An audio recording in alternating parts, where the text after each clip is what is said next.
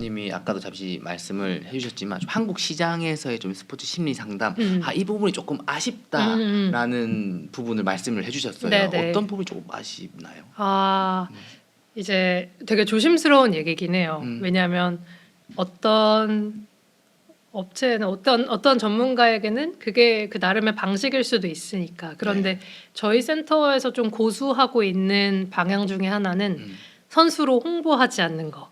이게 어떤 말이냐면 우리 센터에 누구 다니고 있어요 라고 홍보하지 않는 게 저희가 되게 고수하고 있는 방향 중에 하나긴 해요. 그러니까 상담 윤리상 내가 이 사람이랑 작업을 하고 있다라는 거를 너무 공개적으로 활용을 한다거나, 그리고 저는 이 선수에 대한 모든 걸 다 알고 있잖아요. 그 살아온 배경부터 가정사, 정말 힘든 순간들, 그러니까 누구한테 터놓기 힘든 정말 그 내면의 모든 걸 다 끌어내서 저한테 본인의 이야기를 들려준 건데, 저는 이 선수를 좀 상업적으로 보고 저 이 선수랑 같이 하고 있고 제가 멘탈 케어를 해서 이 선수가 이렇게 우승을 했습니다라고 홍보하는 게 전 도의적으로 맞지 않다고 생각을 해서 이 부분은 되게 조심하고 있는 부분 중에 하나고요. 그러니까 저희가 홍보를 하다 보면 굉장히 조심스럽게 이제 오픈을 해야 되는, 그러니까 사진 같은 것들이 있으면 최대한 뒷모습을 중심으로 촬영을 한다던가 조심스럽게 동의를 구하긴 하는데 그 경우도 되게 적어요. 그러니까 거의 없다고 보시면 돼요. 선수로 홍보하지 않는다가 아직까지는 제 모토여서 그래서 선수로 홍보하기보다는, 그러니까 선수로 홍보하면 마케팅 효과는 너무 크고 빠를지언정 그러니까 천천히 가되 이 부분은 좀 지키자, 선수들 지켜주자. 왜냐면 이 사람도 나를 상담사로서 믿는 거지 본인이 광고 도구가 되면 안 되는 거잖아요. 그래서 그런 부분에 있어서는 차별점을 두고 운영을 하고 있는 것 같아요. 아무래도 프로 선수들 같은 경우에는 본인의 몸값, 뭐 FA를 앞두고 이런 저기 뭐 스포츠 심리를 상담을 받고 있다 하면은 그런 소문이 확 나다 보면 좀 FA에도 영향이 갈 수도 있는 거잖아요. 네, 이게 실제로 그러니까 보통 해외 선수들 같은 경우에는 정신적으로 크게 문제가 있지 않아도 그렇게 힘들지 않아도 관리 차원에서 상담을 받는 선수들이 되게 많아요. 근데 실제로 한국에도 지금 점진적으로 늘어가고 있는 추세긴 한데, 지금 아직까지는 상담을 받는다고 하면 얘 지금 정신적으로 문제 있다, 나약하다 이런 낙인이 찍혀버리기 때문에 선수들이 상담받는 거 굉장히 조심스럽게 생각을 하고, 그리고 저희가 이런 부분 때문에 프로 선수들이 상담실에 내방을 할 때는 앞뒤로 30분을 비워서 서로 마주치지 않게 운영을 하고 있어요. 그러니까 이 선수가 서로 알아보고 쟤도 받네 하다 소문이 날까봐 그래서 그런 부분을 조심하기 위해서 특히 프로 선수일수록 그리고 본인들이 먼저 얘기하기도 하고 저희도 얘기를 해요. 당신이 상담을 받는 건 어디에도 유출되지 않을 정보기 때문에 편안히 오시고 그리고 앞뒤로 30분은 비워드리겠다. 그래서 오며 가며 다른 선수들 마주치지 않게 되게 조심해서 선수들 상담을 좀 진행하는 편이에요. 왜냐하면 방금 말씀드린 것처럼 심리적인 측면이 약하다고 해서 주전 자리에서 밀려날 수도 있는 거고, 아직까지는 그런 분위기이기 때문에 그래서 그런 부분에 있어서는 좀 저희도 같이 조심을 해주고 있습니다. 그렇군요. 그럼 전체적으로 이 선수가 어디 정신이 나빠서 이렇게 스포츠 심리 상담을 받는 게 아니라 조금 더 경기력 향상을 더 높이고 본인의 또 자아를 찾고 이런 식으로 이제 심리 상담을 받고 있다는, 좀 뭐랄까 한국 시장의 좀 인식도 좀 많이 바뀌어야겠네요, 대표님. 맞아요. 그럴 필요가 충분히 있을 것 같아요. 좋습니다. 그러면은 오늘의 이제 메인 주제죠. 대표님이 이제 따끈따끈한 논문을 우리 왓츠비에서 최초 공개를 또 해주시는데 어떤 이번 연구였죠? 되게 힘든 연구였는데 국가대표 선수들이 세계 최정상의 자리를 지키다가 이 반짝반짝 빛나던 그 조명의 무대를 뒤로하고 은퇴를 했을 때 이 선수들이 보통 지금 연구 초점이 부정적인 초점에 되게 관심이 많잖아요. 그런데 저는 발상을 좀 뒤집어 봤습니다. 그래서 이 선수들이 은퇴를 한 뒤에 어떻게 살길래 적응적으로 잘 살아가고 있는가. 네. 적응적으로 잘 살아가는 국가대표 선수들에게는 어떤 점들이 있는가를 찾아내서 이론화하였고, 그래서 이 부분을 통해서 이제 실제로 어려움을 겪고 있는 선수들이 이런 지금 제 연구 결과를 토대로 어떤 프로그램들이 나오겠죠. 그리고 정책적인 변화도 있겠죠. 그래서 이런 부분들을 통해서 잘 못 사는, 잘 적응하지 못하고 살아가는 선수들보다는 좀 잘 이 선수로서의 경험을 통해서 쌓은 그 자원들을 잘 발휘하면서 살아가는 데 도움을 줄 수 있는 그런 논문을 좀 작성을 했습니다. 또 이제 대표님이 논문을 쓰신 이제 내용 중에 뭐 스포트라이트를 받던 선수가 은퇴하고 나서 이제 사회로 나왔을 때 정체성 전환 그 관점에서 많이 힘들어한다고 말씀을 또 네네. 연구를 또 해주셨잖아요. 네네. 그런 관점 또 어떤 관점일까요? 운동선수라면 누구나 운동 정체성이라고 이제 학계에선 얘기를 하긴 하는데 운동 정체성이 굉장히 강해요. 특히 한국 선수들 같은 경우에. 왜냐하면 운동만 하잖아요. 네. 그 보통 이제 듀얼 커리어라고 하는 공부 학업과 운동을 병행하는 선수가 극소수잖아요. 네. 그렇다 보니까 운동 선수 김덕원을 뺀 네. 육상 선수 김덕원을 뺀 그러니까 거기서 육상 선수를 빼면 나는 누구인가가 네. 되는 거죠. 네. 나는 누구 여긴 어디? 그리고 하루 온종일 생활을 다 팀에 맞춰서 생활을 했기 때문에 운동 그만두자마자 나 뭐 해야 되지? 일어나서 자유라는 걸 처음 부여받았는데 네. 그게 기쁜 자유가 아닌 거예요. 그러니까 난 뭘 해야 될지 갈 곳 잃은 그 자유가 네. 돼버리는 거예요. 그래서 이런 선수들이 이제 운동 정체성이 너무 강함과 더불어서 또 우리나라 같은 경우에는 네. 이런 말 많잖아요. 국위선양해야 된다. 그렇죠. 그리고 선수들이 올림픽이나 월드컵 경기 갔다가 경기 잘 못 뛰고 돌아오면 공항에서 뭐라고 해요? 막 욕을 먹는다거나 욕 먹죠. 막 계란 사탕 날라오거나 네. 그리고 선수들이 거기서 하는 말이 네. 고개 숙여서 국민 여러분께 죄송합니다. 그렇죠. 네. 그러니까 사실 본인이 경기 못 뛰어서 제일 속상한 거 본인인데 국민 여러분께 죄송합니다라는 말을 하잖아요. 그만큼 운동 정체성뿐만이 아니라 네. 상징적인 정체성이 굉장히 강하더라고요. 그래서 이 사람들은 운동 정체성뿐만 아니라 상징적인 정체성에서도 빠져나와야 되는 되게 큰 벽을 마주한 거예요. 네. 그래서 거기서 이제 분리되면서 정말 실체적인 나의 정체성을 찾아가는 그 여정이라고 보시면 되는데 그때 오는 그 충격과 네. 혼란들은 우리가 보통 일반 선수들도 그런 정체성 혼란은 겪지만 조금 더 복잡하고 심화된 상태로 일어나고 있다는 걸 좀 확인할 수 있었어요. 그러면 저도 굉장히 관심이 많고 은퇴 선수들의 어떤 커리어 전환에 대해서 대표님이 이제 연구를 또 하셨고 그러면은 그 한국 이 운동 선수들의 커리어 전환에 대한 어려움들이 너무 많잖아요.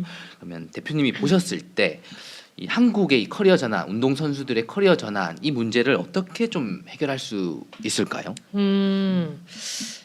되게 어려운 문제죠. 왜냐하면 이제 과도기적 단계잖아요. 되게 최저학력제다 보다 되게 지금 여러 정책적인 제도의 변화가 지금 일어나고 있는 상황인데 네. 그럼에도 불구하고 은퇴 선수들이 지금 많은 어려움들을 겪고 있고 그래서 제가 그냥 제 생각이기도 하고 네. 그리고 이제 많은 스포츠 선진국들을 봤을 때 네. 이제 우리나라 같은 경우에는 스포츠 선수의 지원과 은퇴 선수의 지원이 이분법적으로 이루어지고 있잖아요. 네. 그런데 이제 유럽이나 스포츠 선진국 같은 경우에는 운동 선수 경력을 이렇게 띄어서 보는 게 아니고 네. 한 사람의 인생의 일부로서 봐요. 그래서 이건 선수 경력은 선수 경력의 일부. 그리고 은퇴한 이후의 삶은 이 사람이 은퇴라는 건 자연스럽게 넘어가야 되는 통과 의례로 바라본다는 거예요. 그래서 이 선수로서의 경기력만 막 이렇게 몰아붙이는 게 아니고 경기력 향상을 위해서 선수 생활 열심히 했어. 근데 은퇴했어? 그럼 은퇴하고 너의 경력을 살려도 되고 그리고 운동 이외에 이제 공부도 해왔을 테니 다른 것도 함께 이제 또 잘 살아가 보자. 전 세계적인 발달적인 측면에서 이 선수 커리어를 바라본다는 거예요. 네. 그래서 우리 선수들도 그러니까 선수로서의 은퇴 이후에 단절되는 뭔가 시스템이 아니라 네. 지금 뭐 체육인 지원 프로그램 많이 있지만 이후의 지원보다는 사전의 지원이 좀 필요하다고 생각해요. 그래서 우리 선수들한테 학교에서 지금 하고 있는 학업 따라가라 이게 아니라 최소한의 소양이라고 볼 수 있겠죠. 지금 그냥 간단히 떠오르는 건 뭐 GPT, AI 사용하는 방법 네네. 굉장히 중요하잖아요. 네. 그리고 그러니까 제 학위 논문 인터뷰하면서 또 나왔던 내용인데 정말 대단한 선수신데 은퇴를 하고 자기소개서를 써야 되는데 자기소개서를 어떻게 써야 되는지 모르는 거야. 그러니까 너무 누군가 보면 되게 기본적인 건데 국가대표 선수들이 자기소개서 쓸 일이 뭐가 있어요. 그렇죠. 컴퓨터 켜서 뭐 할 일이 뭐가 있어요. 그래서 그런 굉장히 기본적인 직업 능력을 갖추지 못하고 있는 거잖아요. 그래서 그런 부분들의 교육이 좀 필요하지 않을까.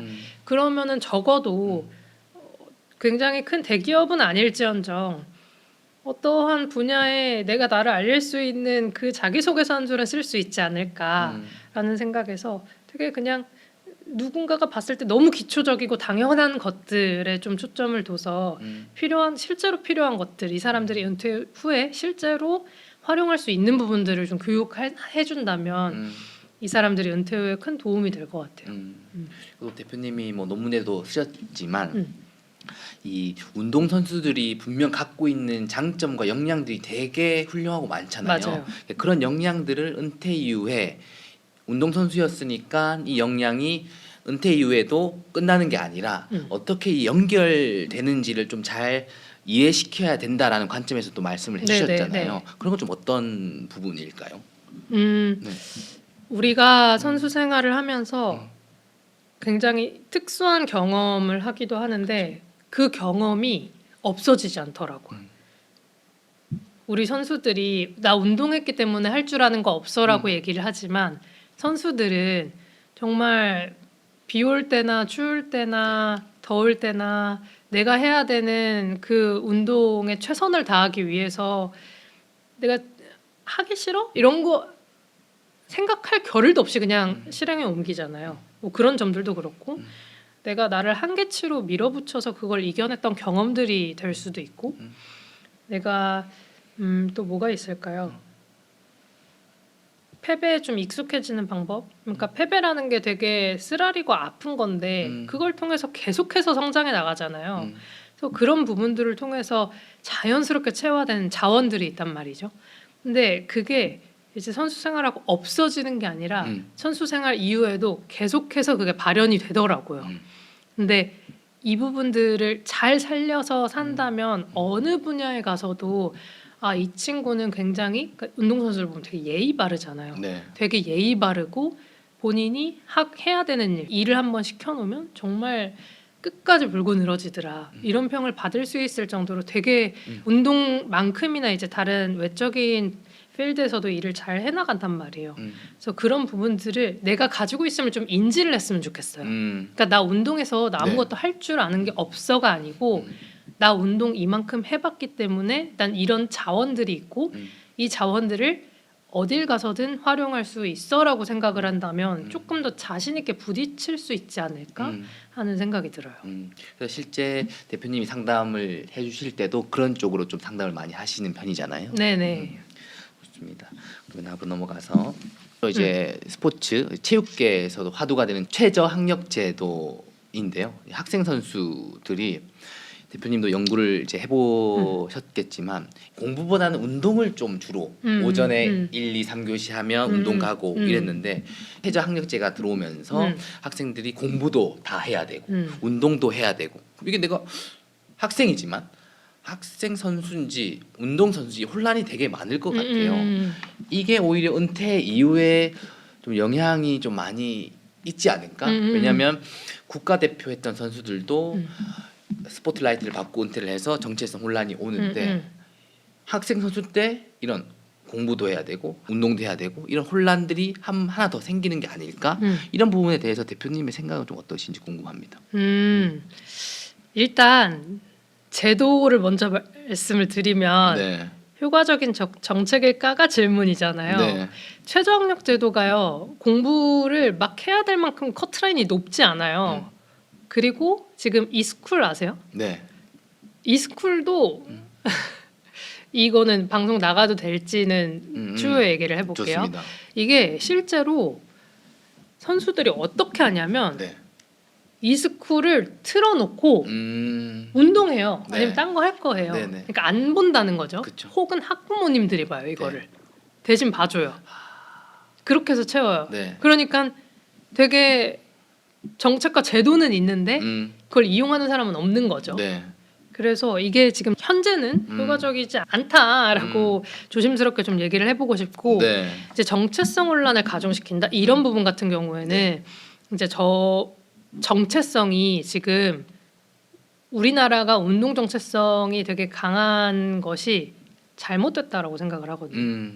그러니까 어느 나라를 가도 우리만큼 운동만 하는 나라는 없어요. 그러니까 실제로 올림픽 가보면 네. 메인 잡이 의사인데 변호사인데 네. 세컨 잡으로 운동을 해서 메달 따는 사람들 있잖아요. 네. 그래서 그런 거 보면 오히려 운동 선수로서의 정체성은 약간 부캐 같은 거고 본캐는 다른 게 있는 그런 경우도 되게 많거든요. 그래서 공부와 운동을 하는 게 되게 특수한 게 아니고 당연한 문화가 만들어져야 된다고 생각을 해요. 그래서 지금 저희 센터에 국제학교 아이들이 굉장히 많이 다니거든요. 네. 국제학교는 학업 숙제도 되게 많고요. 그리고 영어로 뭔가 수업을 하다 보니까 할 게 더 많겠죠. 네. 그러면서도 운동을 굉장히 열심히 해요. 실제로 전국대회 나가서 금메달 따고 은메달 따고 이래요. 네. 두 개를 병행했는데 실제로 이게 되네의 장본인인 거잖아요.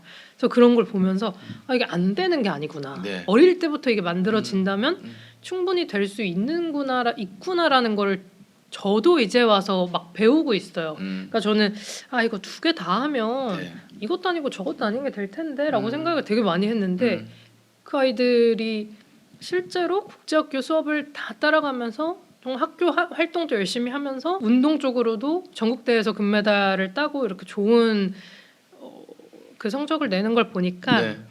이게 되게 우리나라에서 되게 표방해야 되고 따라가야 될 그런 이상적인 모습이다라는 네. 걸 되게 느껴서 우리 때는 이걸 두 개 다 하면 저게 무슨 운동선수야 네. 뭐 이런 거 많았잖아요. 네. 저도 선수 생활할 때 전주훈련 가서 책 펴놓고 네. 일본어 공부하고 있으면 제 운동 덜 했고만 아. 안 힘들고만 네. 이런 되게 그리고 운동 그만두고 공부할 때도 쟤 뭐하냐 쟤 어떻게 서울대 가려고 그래 되게 무시하는 말들 되게 많이 듣고 넌 못 갈 거야 이런 것도 되게 많았는데 점점 그 경계가 많이 허물어지고 있는 것 같아요.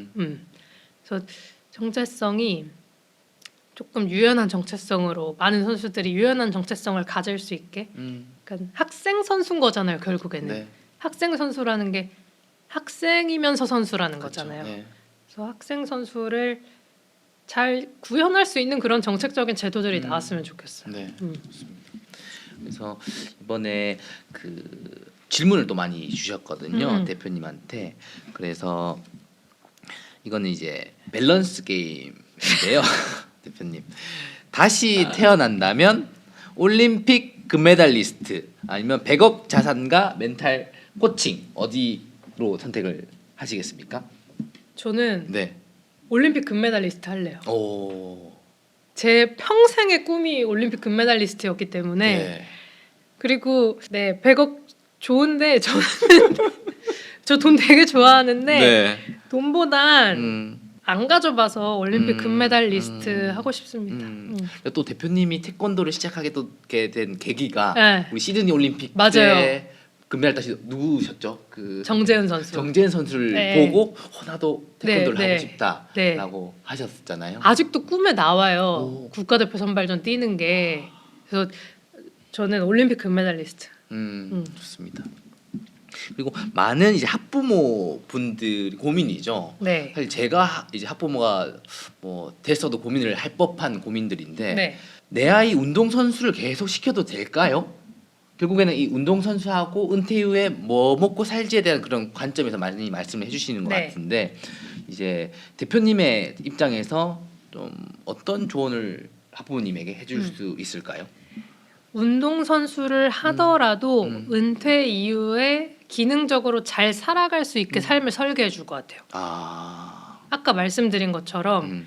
최소한의 기초 학습 능력이라든지 네, 얘가 너무 운동에 매몰되지 않게 여력이 된다면 여행도 되게 많이 시켜줄 것 같고 운동 선수가 사실 수학여행도 못 가잖아요. 그렇죠. 가본 적 없잖아요. 네, 이 아이가 운동 선수지만 운동 외적으로 다른 세상을 둘러볼 수 있는 기회를 많이 줄 것 같아요.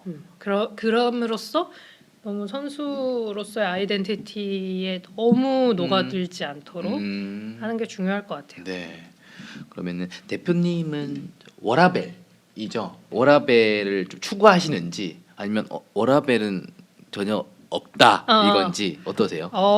저는 워라벨이 네. 1도 없었던 사람이거든요. 근데 올해부터 워라벨을 지키기 시작했어요. 근데 저는 그냥 애초부터 생각을 했던 게 네. 나는 이때까지 박사학위 논문을 마치고 네. 그때까진 그냥 죽은 사람처럼 살 거다. 워라벨 없이. 음. 근데 그거 이후에는 정말 하고 싶은 일 하면서 내 워라벨 챙기면서 행복하게 살 거다라고 계획을 하고 있었기 때문에 네. 그러니까 종료된 시점이 어느 정도 예상이 됐던 거잖아요. 없는 워라벨이. 그래서 지금은 워라벨을 찾고 너무 행복하게 살고 있습니다. 좋습니다. 근데 이게 기약 없이 워라벨 없이 사는 건 힘들 것 같아요. 아, 그렇겠네요. 또 대표님이 뭐 연구를 하거나 아니면 평소에 도파민은 좀 어디서 찾으시는 편이신가요? 도파민이요. 네. 저는 약간 항상 뭐에 꽂히는 것 같아요. 근데 그 꽂히는 게 바뀌긴 하는데 네. 작년에는 인형 뽑기였고요. 오. 네. 이상해요. 그러니까 레고를 막 사서 한 적도 있고, 네. 그러니까 네. 이상한 부케 같은 걸 만들려고 하기도 네. 하고 뭘 해보려고 하는 것 같아요. 네. 그렇습니다 지금. 그리고 저는 대표님의 인터뷰를 이렇게 준비하면서 이 부분이 굉장히 궁금했어요. 대표님이 과연 좋아하는 심리학자가 있을지 그리고 또 좋아하는 좀 애정한 이론이 있는지가 굉장히 좀 궁금했어요. 네. 네. 애정하는 이론이 있습니다. 어떤 이론이죠? 저는 인지치료를 굉장히 좋아하고요. 이제 인지치료가 이제 1세대, 2세대, 3세대를 거쳐서 지금 3세대에 있는데 이제 수용 전념 치료라고 얘기를 하는 네, 그 관점도 되게 좋아하고 근데 저는 인지치료를 다 좋아하기 때문에 1세대, 2세대 그러니까 인지행동 치료라든지 이런 부분들도 되게 좋아합니다. 그래서 제가 이 이론을 좋아하는 이유는 이제 우리가 행동이 있고 그러니까 정서가 있고 생각이 있으면 우리가 사람을 변화시키고자 할 때 정서를 먼저 건드리는 건 되게 힘들어요. 되게 속에 있는 거잖아. 근데 생각은 비교적 쉬워요. 질문과 물음과 답을 통해서 어느 정도 금방 튀어나올 수 있는 비교적 접근 가능한 범위에 있단 말이죠. 그래서 저는 이 인지를 건드림으로써 정서와 행동의 변화를 꾀할 수 있는 인지치료 관점을 되게 좋아하는 편입니다. 좀 확실하기도 하고요. 네. 또 김경일 교수님이 임지심리학자 맞아요. 잖아요. 네, 약간 다른 맥락이긴 해요. 제가 얘기하는 인지치료는. 여튼 인지이론을 좋아합니다. 네, 좋습니다. 그럼 또 대표님이 반려견을 또 키우고 계시고 요즘 반려견 시장이 막 뜨고 이제 길에 소위 말하는 서울은 어떨지 모르겠는데 부산에는 이 유모차를 끌고 개모차. 가면 개모차가 너무 많더라고요. 이 반려견이 실질적으로 좀 심리 안정에 도움이 되는지 좀 궁금해요. 같이 있으면 굉장히 안정이 되는데요. 제가 분리불안이 있어요. 보통 강아지가 분리불안이 있잖아요. 근데 저는 제가 있어요. 그래서 강아지를 못 보면 너무 보고 싶고 빨리 집에 가고 싶고 약간 그렇긴 한데 확실히 심리적으로 정말 안정적인 것 같아요. 혹시 같이 산책도 해줘. 이제 거의 가족인 거잖아요. 맞아요. 심리 안정에 도움이 되겠네요. 네. 그리고 대표님이 생각하시는 행복은 또 어떤 걸까요? 행복이요.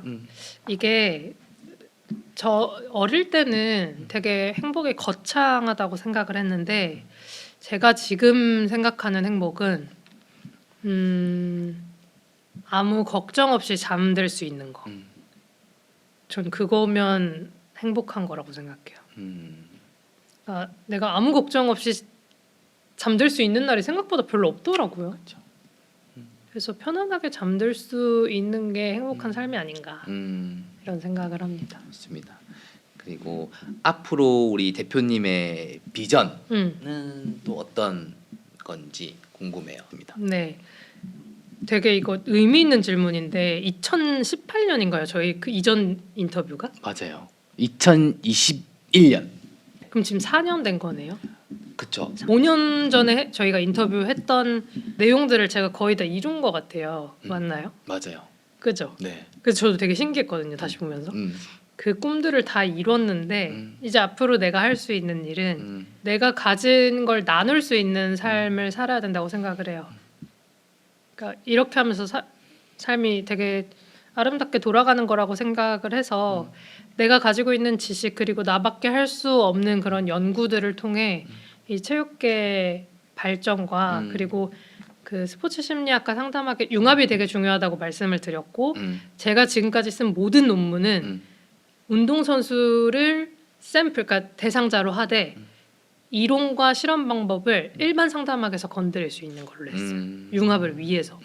그렇기 때문에 이게 이제 여기에 조금 더 힘이 실려야 되잖아요. 그러려면 제가 교수로 임용이 되거나 학계에 조금 영향을 미칠 수 있는 그런 사람이 되어야 돼서 조금 더 열심히 적극적으로 학업 활동, 연구 활동도 진행을 하고 싶고 마인다즈 같은 경우에는 조금 더 많은 선수들이 낙인을 두려워하지 않고 그러니까 내가 마음이 아픈데 아픔에도 불구하고 아프다고 말하지 못하는 그런 환경이 아니라 정말 많은 사람들이 이 정신 건강을 위한 상담 서비스를 접할 수 있는 사회가 될 수 있도록 그 심리 상담의 문턱을 낮추는데 좀 많은 노력을 하고 싶습니다. 그리고 또 대표님 마인다즈에서도 문의가 정말 많이 오잖아요. 저 인턴 하고 싶어요. 어떤 저 채용하고 싶어요 하는데 네. 어떤 분들이 좀 마인다즈와 핏이 좀 맞는지 네, 궁금해요. 네. 아마 이걸 보시는 분들이 많으실 텐데. 네. 네. 저는 일단 당연히 선수 대상이기 때문에 스포츠를 좀 좋아하시는 분이면 좋겠어요. 그리고 스포츠 심리학 전공자보다는 일반 상담학 전공자를 선호하긴 합니다. 저는. 네. 이유가 있다면? 제가 상담학을 전공해 보니 네. 이 상담학에서 다루는 굉장히 폭넓고 깊은 그 이론들은 이 선수를 이해하는데 너무 필요한 그런 백그라운드가 되고 네. 그리고 사례를 개념화한다고 하는 그 사례 개념화 과정이 있는데 이 부분도 상담학을 전공해야 트레이닝을 받을 수 있는 부분들인데 이게 선행이 돼야 이 선수들을 케어하는 데 있어서 정말 깊이 있게 컨트롤이 가능하거든요. 네. 그래서 아직까지는 상담학을 전공한 사람을 선호하긴 하는데 이런 부분들을 좀 스포츠 심리학에 기여를 하고 싶은 거예요. 저는. 네. 그래서 아직은 상담학에밖에 없지만 이걸 스포츠 필드에서 어떻게 적용을 해서 전문가 교육을 할 수 있을까? 그래서 이런 데 좀 관심이 많아서 나중에는 이 상담학을 전공하지 않았더라도 이 상담학에서 활용하고 있는 많은 틀들을 활용할 수 있는 전문가를 양성하는 것도 좀 목표를 두고 있어요. 실질적으로 우리 대한민국에서 꼭 필요한 그런 섹터가 아닌가 네. 싶어요. 그리고 마지막으로 우리 후배 운동 선수들에게 좀 해주고 싶은 말이 있다면 또 어떤 게 있을까요? 이제 이거는 제 생각이기도 하고 이번에 진행한 인터뷰를 통해서 많은 그 선수들이 입을 모아 해준 메시지이기도 해요.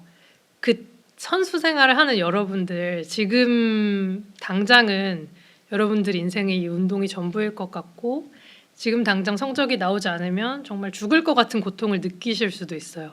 그런데 생각보다 그 고통이 길게 가지도 않고요. 반대로 올림픽 금메달을 딴다고 해도 그 행복이 정말 평생을 책임져 주지 않습니다. 그렇기 때문에 지금 하고 있는 운동에 최선을 다하고 노력하시는 거 너무 멋지고 좋은데 이게 전부가 아니라는 것.